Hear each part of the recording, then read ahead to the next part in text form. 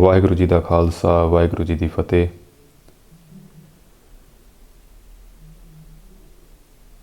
ਪਰਮੇਸ਼ਵਰ ਦੀ ਅਪਾਰ ਕਿਰਪਾ ਤੇ ਦਾਤ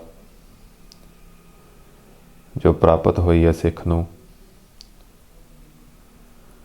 ਅੱਜ ਇਹ ਸਾਰੇ ਆਪਣੇ ਭਰਾਵਾਂ ਨਾਲ, ਆਪਣੀ ਸਿੱਖ ਕੌਮ ਨਾਲ ਵੰਡਣ ਦੀ ਕੋਸ਼ਿਸ਼ ਕੀਤੀ ਜਾ ਰਹੀ ਹੈ।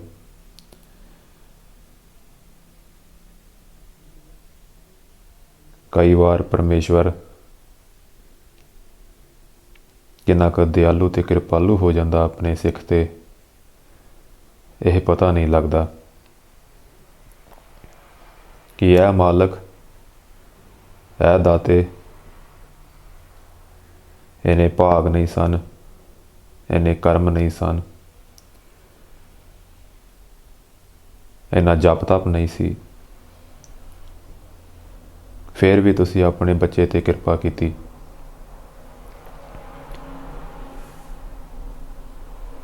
ਖੁਦ ਖੁਦਾ ਨਾਰਾਇਣ ਗੁਰੂ ਗੋਬਿੰਦ ਸਿੰਘ ਜੀ ਪਾਤਸ਼ਾਹ ਜਦੋਂ 11ਵੇਂ ਪਾਤਸ਼ਾਹ ਗੁਰੂ ਗ੍ਰੰਥ ਸਾਹਿਬ ਜੀ ਨੂੰ ਗੁਰਗੱਦੀ ਬਖਸ਼ਣੀ ਸੀ, ਤਾਂ ਇਹ ਸੇਵਾ ਗੁਰਬਾਣੀ ਲਿਖਣ ਦੀ ਭਾਈ ਮਨੀ ਸਿੰਘ ਜੀ ਨੂੰ ਦਿੱਤੀ ਗਈ। ਭਾਈ ਮਨੀ ਸਿੰਘ ਜੀ ਗੁਰੂ ਸਾਹਿਬ ਦੇ ਸੱਚੇ ਸਿੱਖ,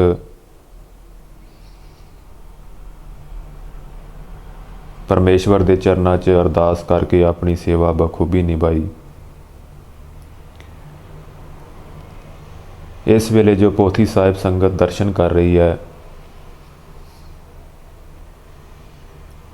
ਇਸੇ ਤਰ੍ਹਾਂ ਬਾਣੀ ਭਾਈ ਮਨੀ ਸਿੰਘ ਜੀ ਨੇ ਲਿਖੀ ਸਨ।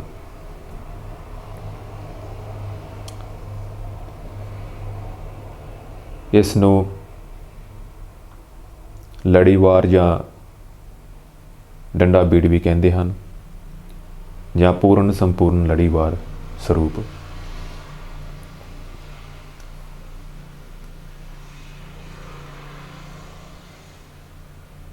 ਬਹੁਤ ਸਾਰੇ ਭਰਾ ਵੀਰ ਇਹ ਵੇਖ ਕੇ ਥੋੜ੍ਹਾ ਜਿਹਾ ਅਚੰਭਵ ਵੀ ਹੋਏ ਹੋਣਗੇ, ਹੈਰਾਨ ਹੋਏ ਹੋਣਗੇ ਕਿ ਵੀਰ ਜੀ ਇਹ ਬਾਣੀ ਕਿਵੇਂ ਲਿਖੀ ਹੈ, ਤੇ ਇਸ ਬਾਣੀ ਦੇ ਇਸ ਤਰੀਕੇ ਨਾਲ ਲਿਖਣ ਦਾ ਪਿੱਛੇ ਕਾਰਨ ਕੀ ਹੈ। ਆਨੰਦ ਸਾਹਿਬ ਵਿੱਚ ਸ਼ਬਦ ਆਉਂਦਾ, ਜਿਨ੍ਹਾਂ ਲਿਵ ਲਾਗੀ ਤਿੰਨੇ ਵਿੱਚੇ ਮਾਇਆ ਪਾਇਆ, ਲਿਵ ਛੁੜਕੀ ਲਾਗੀ ਤ੍ਰਿਸ਼ਨਾ, ਬਿਨ ਸਤਿਗੁਰ ਮੁਕਤ ਨਾ ਹੋਈ। ਇਸ ਤਰ੍ਹਾਂ ਦੇ ਸ਼ਬਦ ਅਸੀਂ ਹਰ ਰੋਜ਼ ਆਨੰਦ ਸਾਹਿਬ ਦੀ ਬਾਣੀ ਵਿੱਚ ਪੜ੍ਹਦੇ ਹਾਂ ਕਿ ਬਿਨਾਂ ਪੂਰੇ ਗੁਰੂ, ਬਿਨਾਂ ਪੂਰੇ ਨਾਰਾਇਣ ਦੇ ਇਨਸਾਨ ਨੂੰ ਮੁਕਤੀ ਦੀ ਦਾਤ ਪ੍ਰਾਪਤ ਨਹੀਂ ਹੋਣੀ।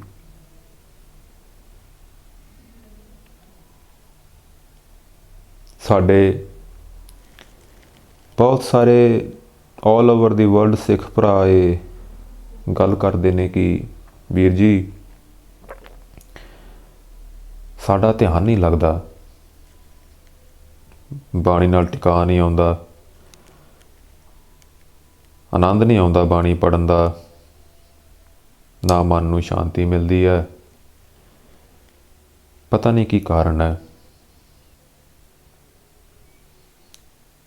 ਅੱਜ ਇਹੀ ਕਾਰਨ ਅਸੀਂ ਆਪਣੇ ਭਰਾਵਾਂ ਨਾਲ ਵੰਡਣਾ ਚਾਹੁੰਦੇ ਹਾਂ ਕਿ ਇਸ ਦੇ ਪਿੱਛੇ ਵਜ੍ਹਾ ਹੈਗੀ ਹੈ।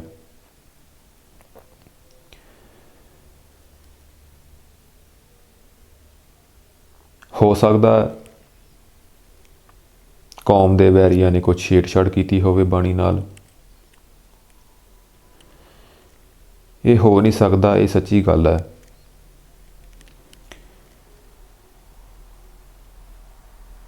ਜਦੋਂ ਬ੍ਰਿਟਿਸ਼ ਸਰਕਾਰ ਨੇ ਰਾਜ ਕਰਨਾ ਸੀ ਭਾਰਤ ਤੇ, ਇੱਕੋ ਕੌਮ ਸੀ ਜੋ ਉਹਨਾਂ ਦੇ ਅੱਗੇ ਖੜ ਸਕਦੀ ਸੀ, ਉਹ ਸੀ ਸਿੱਖ ਕੌਮ। ਰੰਗ ਗੋਰੇ ਤੇ ਦਿਲ ਕਾਲਾ, ਆਪਣਾ ਇੱਕੋ ਫੰਡਾ ਜੋ ਹੈ ਸੀ, ਆਪਣਾ ਫੰਡਾਮੈਂਟਲ ਆਈਡੀਆ ਤੇ ਰੂਲ ਤੇ ਹਥਿਆਰ, ਡਿਵਾਈਡ ਐਂਡ ਰੂਲ ਦਾ ਜੋ ਇਸਤੇਮਾਲ ਕੀਤਾ ਗਿਆ,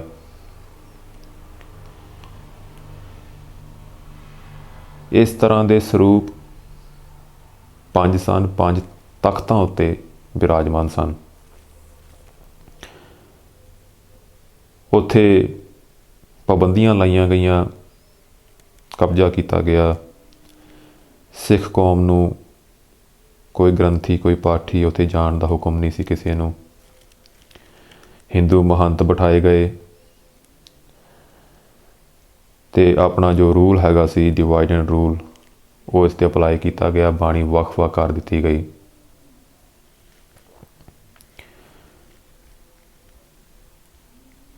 किन्नी क वख-वख की गई,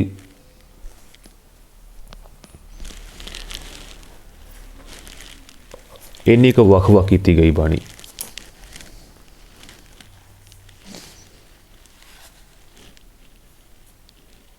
इहो जिहियां बीड़ां पोथी साहिब करीबन 200 साल तो बन रही ने। ये तो प्रिंटेड ਸਰੂਪ है, लेकिन हथ लिखत ਸਰੂਪ इस तरह लिखे गए ने। की कमजोरी है? शब्द तो जुड़िया आउंदा है, पर अगे फिर टुट जाता है। अंग वखरा किया गया, फिर शुरू किया गया, फिर अंग वखरा किया गया। ये तो गल हुई जो अंग्रेज़ों ने छेड़छाड़ की बाणी दे नाल।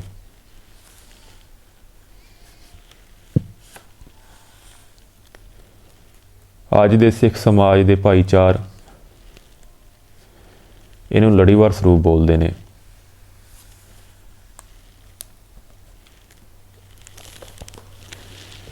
अगे की होया,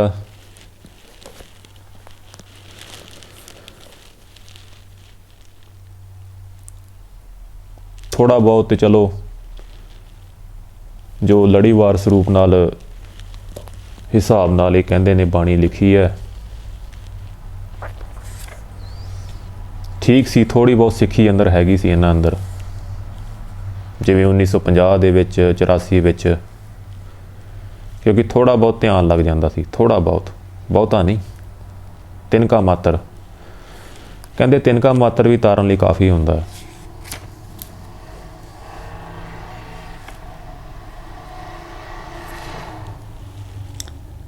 अगे की होया,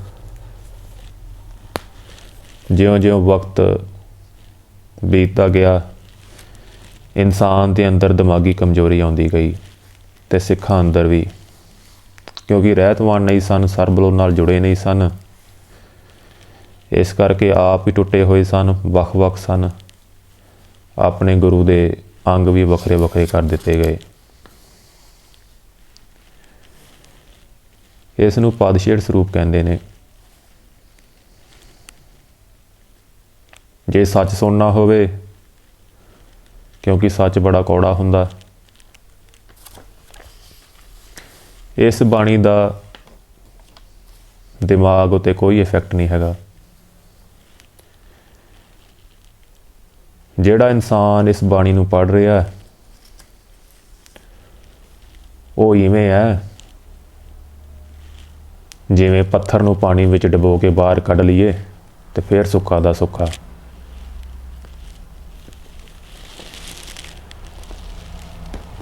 साडे गुरु, साडे परमेश्वर, साडे नारायण यही हैं।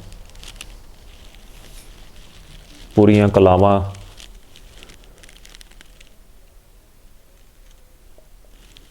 पूरी बख्शीश इहदे विच है। की खेड है? कहते जिथों ज्ञान मिले लै लेना चाहिए। कुछ होर धर्मां विच इस नूं ट्रटक मैडिटेशन बोलते हैं।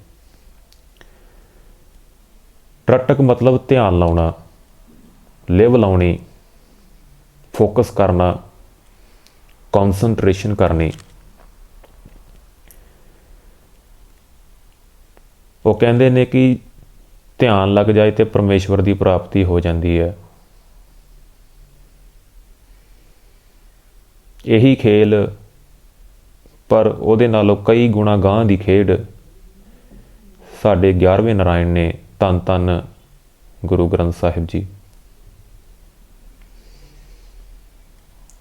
ये आप जो दर्शन कर रहे हो पोथी साहिब दी, ये परमेश्वर की अपार किरपा नाल दया नाल सिख ने अपने हत्थां नाल लिखी है, अरदासां बेनतियां करके।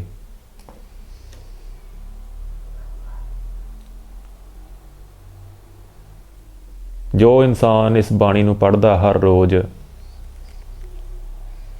उस नूं किवें दा महसूस हुंदा? इवें लगदा जिवें सिर्फ एक अद्धा मिनट होया, भावें वो 2-2.5 घंटे चौंकड़ा मार के बैठा होवे।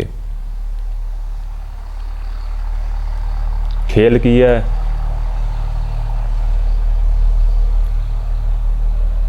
गुरु साहब अकाल स्वरूप ने। अकाल मतलब समय तो बाहर, जिहड़ा समय विच नहीं आउंदा। परमेश्वर अकाल स्वरूप ने। परमेश्वर समय विच नहीं आउंदे। अते जो इंसान इस बाणी नूं पढ़दा, इस बाणी दे दर्शन करदा है, उहदा मन भी ठहर जांदा है, अखां भी ठहर जांदियां ने ते लिव भी ठहर जांदी है। समा उसदे दिमाग दे अंदर रुक जांदा है। तीन हुंदे ने, माफ़ करना, 3 हिस्से हुंदे ने दिमाग दे, 2 साइडां दे, एक फ्रंट दा। तिन्ने रुक जांदे ने। एडी वड्डी खेड है परमेश्वर दी।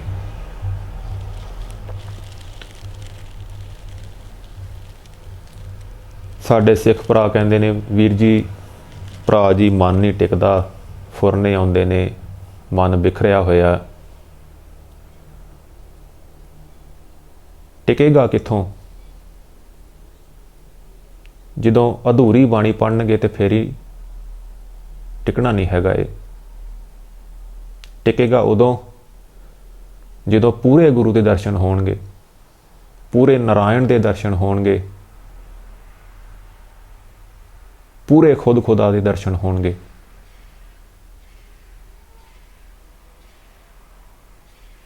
उन्ना चिर ये कला नहीं वरतनी। समाज विच दुख कादा हो रहा? क्योंकि ध्यान भटकिया होया इंसान का। बच्चे इम्तिहानां विचों फेल हो रहे ने, कारोबारां विच लोग फेल हो रहे ने, घर विच सुख शांति नहीं हैगी क्योंकि मन भटकिया होया, एक जगह ते स्थिर नहीं हैगा। परमेश्वर की अपार किरपा नाल, उस मालक की अपार दया दे नाल सिख नूं अज पूरा साल हो गया इस पोथी साहिब तो नितनेम करते हुए। की खेड वापरी है? हर रोज़ अगर 2-2.5 घंटे भी लगते ने नितनेम करन नूं, तां इवें लगदा जिवें सिर्फ कुछ पल ही बीते ने, कुछ मिनट ही बीते ने। इवें लगदा सिर्फ 2-3 मिनट ही होए ने अजे। इन्ना मन ठहर जांदा, समय की घड़ी अंदर रुक जाती है, शरीर के अंदर, मन के अंदर, ते रूह भी रुक जाती है। होर की हुंदा? सिख दी दिमागी शक्ति करीबन 13 गुणा वधी है पहले नालों, पिछले साल नालों। किसी भी चीज़ नूं याद करन दी शक्ति, कैच करन दी शक्ति, सोचन दी शक्ति, कॉन्सनट्रेशन की शक्ति 13 गुणा वधी है सिख दी इन्हां 13 महीनों विच। जदों सिख कोई काम करदा जां किसी नाल गल कर रहा हुंदा,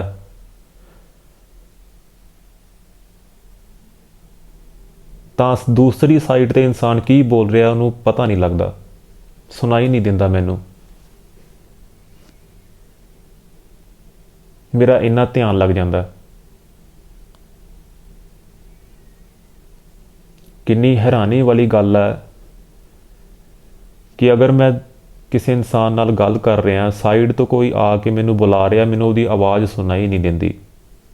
ਮੇਰਾ ਇੰਨਾ ਧਿਆਨ ਲੱਗਿਆ ਹੋਇਆ। ਇਸ 11ਵੇਂ ਨਾਰਾਇਣ ਦੇ ਦਰਸ਼ਨ ਨਾਲ ਇੰਨੀ ਕੌਨਸੈਂਟਰੇਸ਼ਨ ਵਧੀ ਹੋਈ ਹੈ ਸਿੱਖ ਦੀ।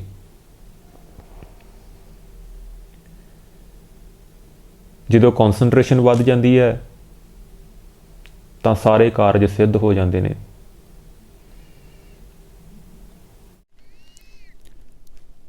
ਹੁਣ ਪਰਮੇਸ਼ਵਰ ਦੀ ਕਿਰਪਾ ਨਾਲ ਸਿੱਖ ਇਹ ਕੋਸ਼ਿਸ਼ ਕਰੇਗਾ ਕਿ ਕਿਵੇਂ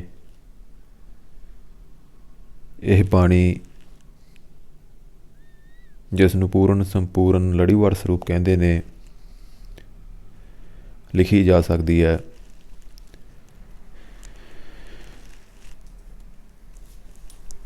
ਇਸ ਦੇ ਕੁਝ ਨਿਯਮ ਨੇ। ਪਹਿਲਾ, ਇੱਕ ਕੋਰਾ ਕਾਗਜ਼ ਹੋਣਾ ਚਾਹੀਦਾ। ਕੋਈ ਲਾਈਨਿੰਗ ਨਹੀਂ ਹੋਣੀ ਚਾਹੀਦੀ ਉਸ ਕਾਗਜ਼ 'ਤੇ।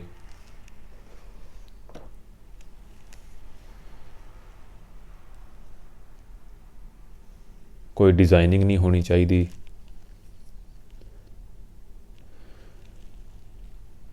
ਉਸ ਤੋਂ ਉਪਰੰਤ ਭਾਈ ਮਨੀ ਸਿੰਘ ਜੀ ਨੇ ਜੋ ਕਲਮ ਯੂਜ਼ ਕੀਤੀ ਸੀ ਉਹ ਲੱਕੜ ਦੀ ਸੀ ਅਤੇ ਸਿਆਹੀ ਫੌਲਾਦ ਦੀ। ਪਰ ਮਜਬੂਰੀ ਦੇ ਕਾਰਨ ਆਪਾਂ ਕੋਈ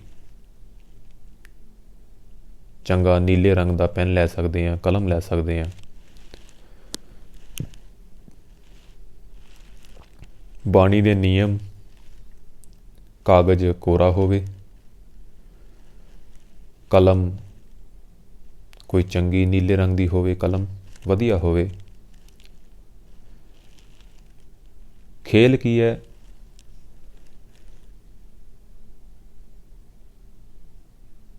ਕਿ ਧੁਰ ਤੋਂ ਲੈ ਕੇ ਜੋ ਬਾਣੀ ਹੈ ਉਹ ਜੁੜੀ ਆਵੇਗੀ। ਹਰ ਇੱਕ ਅੰਗ ਇੱਕ ਦੂਸਰੇ ਨਾਲ ਮਿਲਿਆ ਹੋਵੇਗਾ ਅੰਤ ਤੱਕ। ਧੁਰ ਕੀ ਬਾਣੀ ਆਈ, ਜਿਨ ਸਗਲੀ ਚਿੰਤ ਮਿਟਾਈ। ਇਸ ਲਈ ਧੁਰੋਂ ਲੈ ਕੇ ਅੰਤ ਤੱਕ ਜੁੜੀ ਆਵੇਗੀ, ਸੱਚਖੰਡ ਤੋਂ ਲੈ ਕੇ।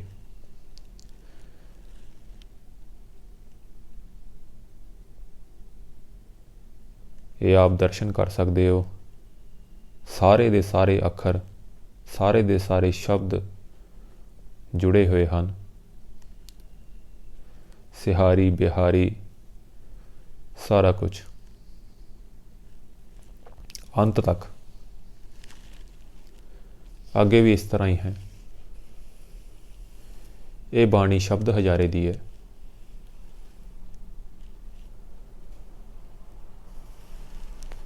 ਅੰਤ ਵਿੱਚ ਆ ਕੇ ਜੋ ਨੰਬਰ ਹੈ ਉਹ ਬ੍ਰੈਕਟ 'ਚ ਪੈਣਾ ਹੈਗਾ, ਜਾਂ ਦਸਮ ਦੁਆਰ ਵਿੱਚ ਪੈਣਾ ਹੈਗਾ ਨੰਬਰ ਜਾ ਕੇ।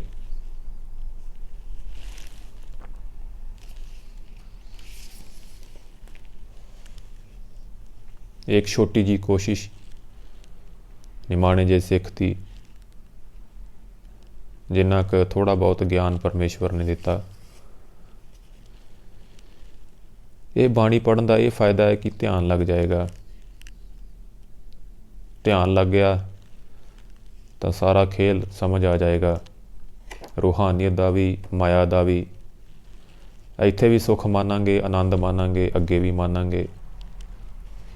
खेल सारा लिव का है, फोकस का है, कॉन्सनट्रेशन का है, सुरती का है। शब्द सुरत का जो मेल हो गया, जो शब्द ते ध्यान का मेल हो गया, खेल बन जाएगा। मैदान जंग का आसानी नाल जितया जाएगा। यही साडे 11वें नारायण ने पादशेर स्वरूप नहीं। किवें लिखना इसनूं, आओ छोटी जी कोशिश। ਪਰਮੇਸ਼ਵਰ ਦੇ ਚਰਨਾਂ 'ਚ ਅਰਦਾਸ ਕਰਕੇ ਕਲਮ ਨੂੰ ਫੜਨਾ ਚਾਹੀਦਾ ਹੈ। ਕੋਈ ਵੀ ਕੋਰੇ ਕਾਗਜ਼ ਵਾਲੀ ਪੋਥੀ ਆਪਾਂ ਲੈ ਸਕਦੇ ਹਾਂ ਅਤੇ ਉਸ ਵਿੱਚ ਆਪਾਂ ਕੁਛ ਚੰਗੀ ਕਲਮ ਲੈ ਕੇ ਨੀਲੇ ਰੰਗ ਦੀ ਬਾਣੀ ਨੂੰ ਲਿਖ ਸਕਦੇ ਹਾਂ। ਕੀ ਕਾਨੂੰਨ ਹੈ? ਕਾਗਜ਼ ਕੋਰਾ ਹੋਵੇ, ਕਲਮ ਨੀਲੀ ਹੋਵੇ, ਚੰਗੀ ਕਲਮ ਹੋਵੇ ਅਤੇ ਇਸ ਬਾਣੀ ਨੂੰ ਲਿਖਣ ਵੇਲੇ ਕਦੀ ਵੀ ਕਲਮ ਨਹੀਂ ਚੱਕਣੀ। ਨੰਬਰ ਇਹਦਾ ਹੇਠੇ ਪਾਸੇ ਆਉਣਾ, ਥੱਲੇ ਪਾਸੇ, ਅਤੇ ਕਦੀ ਵੀ ਇਸ ਬਾਣੀ ਵਿੱਚ ਬਿੰਦੀ ਨਹੀਂ ਆਉਂਦੀ। ਆਓ ਪਰਮੇਸ਼ਵਰ ਦੇ ਚਰਨਾਂ 'ਚ ਧਿਆਨ ਲਾ ਕੇ ਬਾਣੀ ਲਿਖਣ ਦੀ ਕੋਸ਼ਿਸ਼ ਕਰੀਏ। ਵਾਹਿਗੁਰੂ। ਜਿਵੇਂ ਆਪ ਦੇਖ ਸਕਦੇ ਹੋ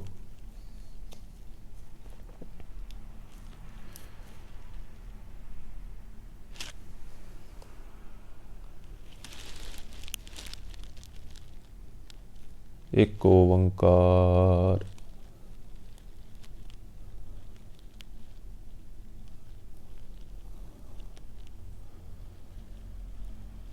सतनाम वाहे। आप देख सकते हो कि कलम नहीं चकी गई। सारे दे सारे शब्द जो जुड़े हुए हैं परमेश्वर दे अंग, नारायण दे अंग जो जुड़े हुए हैं सारे। सतनाम करता पुरख।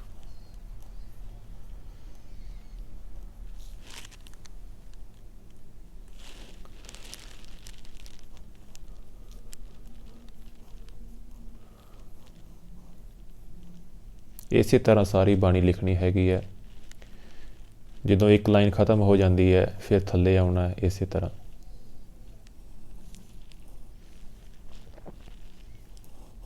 निरभव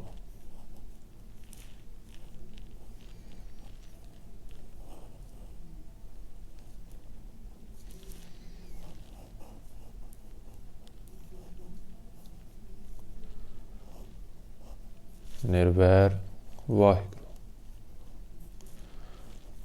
अकाल मूरत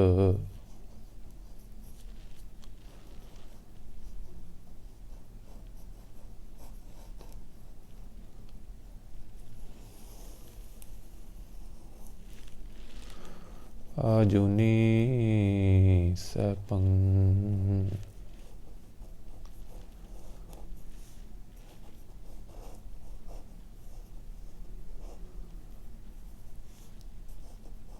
गुर प्रसाद।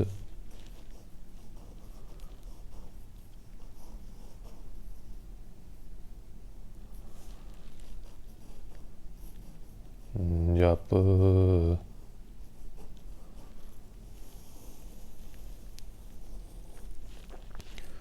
आद सच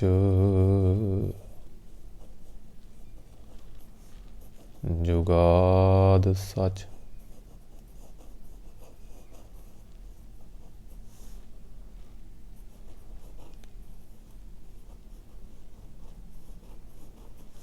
है भी सच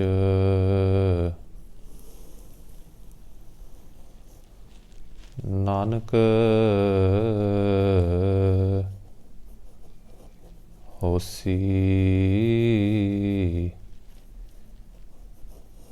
भी सच।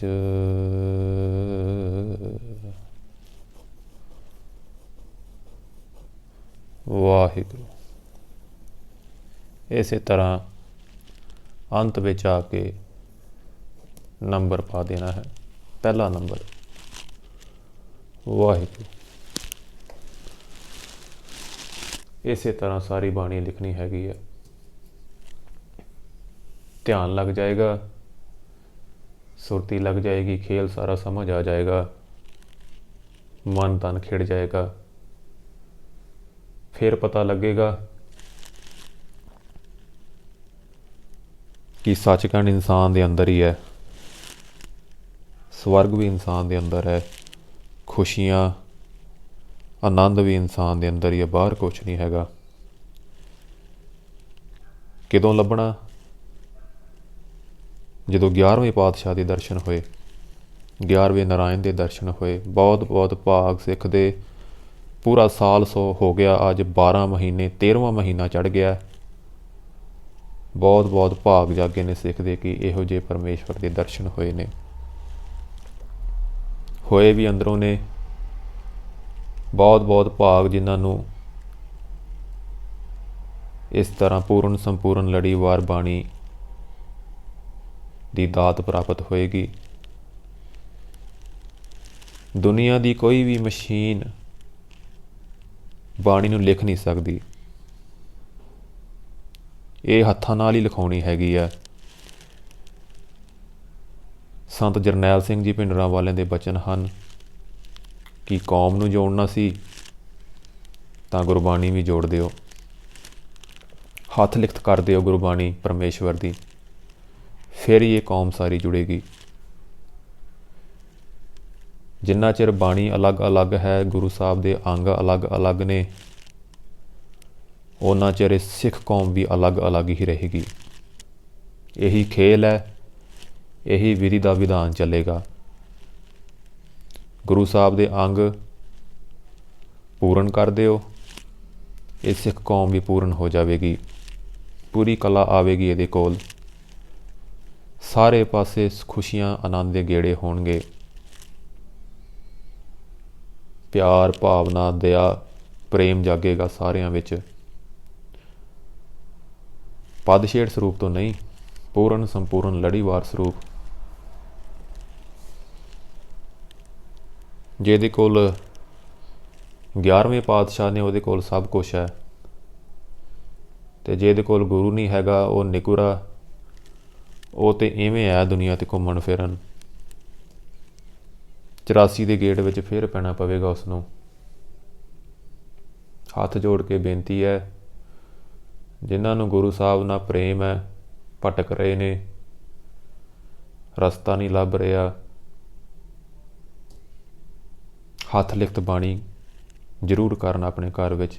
ਘੱਟ ਤੋਂ ਘੱਟ 5 ਬਾਣੀਆਂ ਦੀ ਨਿਤਨੇਮ ਇਹ ਜ਼ਰੂਰ ਹੱਥ ਲਿਖਤ ਹੋਣਾ ਚਾਹੀਦਾ। ਪਦਛੇੜ ਸਰੂਪ ਪੋਥੀ, ਇਸ ਤੋਂ ਬਾਣੀ ਪੜ੍ਹਨ ਦਾ ਕੋਈ ਅਸਰ ਨਹੀਂ ਹੈਗਾ ਬ੍ਰੇਨ 'ਤੇ। ਹਵਾਈ ਜਹਾਜ਼ ਵਾਂਗ ਸਿਰ ਦੇ ਉੱਪਰੋਂ ਲੰਘ ਜਾਵੇਗੀ। ਕਿਸੇ ਵੀ ਮੋਬਾਈਲ ਨੂੰ ਡੀਅਸੈਂਬਲ ਕਰ ਦਿਓ, ਉਹਦਾ ਕੋਈ ਮੁੱਲ ਨਹੀਂ, ਭਾਵੇਂ 1.5 ਲੱਖ ਦਾ ਕਿਉਂ ਨਾ ਹੋਵੇ। ਕਿਸੇ ਵੀ ਮਹਿੰਗੀ ਕਾਰ ਨੂੰ ਡੀਅਸੈਂਬਲ ਕਰ ਦਿਓ, ਉਹਦੇ ਸਾਰੇ ਪਾਰਟਸ ਅਲੱਗ ਅਲੱਗ ਕਰ ਦਿਓ, ਉਹਦਾ ਕੋਈ ਮੁੱਲ ਨਹੀਂ, ਉਹਦੀ ਵੈਲਿਊ 0 ਹੋ ਜਾਂਦੀ ਹੈ। ਭਾਵੇਂ ਜਹਾਜ਼ ਨੂੰ ਡੀਅਸੈਂਬਲ ਕਰ ਦਿਓ, ਉਹਦਾ ਕੋਈ ਮੁੱਲ ਨਹੀਂ। ਇਨਸਾਨ ਨੂੰ ਡੀਅਸੈਂਬਲ ਕਰ ਦਿਓ, ਉਹਦਾ ਵੀ ਕੋਈ ਮੁੱਲ ਨਹੀਂ। ਇੱਕ ਕਹਾਵਤ ਹੈ, ਸੁਣਿਆ ਏਕਤਾ ਵਿੱਚ ਬੜੀ ਤਾਕਤ ਹੁੰਦੀ ਹੈ। There is strength in unity. Unity is strength. Unity is power. Unity is everything. ਇਸ ਲਈ ਮੇਰੇ ਵੀਰ ਭਰਾ, ਇਹ ਸਿੱਖ ਕੌਮ ਸੋਚ ਸਕਦੀ ਹੈ ਬੈਠ ਕੇ ਆਪਣੇ ਘਰਾਂ ਵਿੱਚ ਕਿ ਜੇ ਇਹ ਬਾਣੀ ਪੂਰੀ ਜੁੜੀ ਹੋਵੇਗੀ ਕਿੰਨੀ ਤਾਕਤ ਹੋਵੇਗੀ ਇਸ ਦੇ ਅੰਦਰ, ਕਿੰਨੀ ਅਗੰਮੀ ਤਾਕਤ ਹੋਵੇਗੀ ਜਿਸ ਦਾ ਆਪਾਂ ਅੰਤ ਵੀ ਨਹੀਂ ਪਾ ਸਕਦੇ। ਨਾਰਾਇਣ ਦਾ ਅੰਤ ਕੋਈ ਨਹੀਂ ਪਾ ਸਕਦਾ। ਇਹ ਉਹ ਗਿਆਨ ਦਾ ਸਮੁੰਦਰ ਹੈ, ਜਿੰਨੀਆਂ ਚੁੱਭੀਆਂ ਲਾਵਾਂਗੇ ਓਨੇ ਹੀਰੇ ਮੋਤੀ ਸਾਨੂੰ ਲੱਭਣੇ ਹੈਗੇ ਆ। ਲੱਭਣਗੇ ਤਾਂ ਹੀ ਜੇ ਅਸਲੀ ਸਮੁੰਦਰ ਵਿੱਚ ਚੁੱਭੀ ਲਾਵਾਂਗੇ, ਨਕਲੀ ਵਿੱਚ ਨਹੀਂ। ਪਦਛੇੜ ਸਮੁੰਦਰ ਵਿੱਚ ਸਾਨੂੰ ਕੁਛ ਨਹੀਂ ਲੱਭਣਾ। ਲੱਭੇਗਾ ਤਾਂ ਪੂਰਨ ਸੰਪੂਰਨ ਲੜੀਵਾਰ ਸਰੂਪ ਦੇ ਵਿੱਚ। ਰਿੱਧ ਸਿੱਧ ਨੌ ਨਿੱਧ ਭੰਡਾਰ ਖਜ਼ਾਨੇ ਸਾਰੇ 11ਵੇਂ ਪਾਤਸ਼ਾਹ ਕੋਲ ਨੇ, ਪੂਰਨ ਸੰਪੂਰਨ ਲੜੀਵਾਰ ਸਰੂਪ। ਵਾਹਿਗੁਰੂ ਜੀ ਦਾ ਖਾਲਸਾ, ਵਾਹਿਗੁਰੂ ਜੀ ਦੀ ਫਤਿਹ।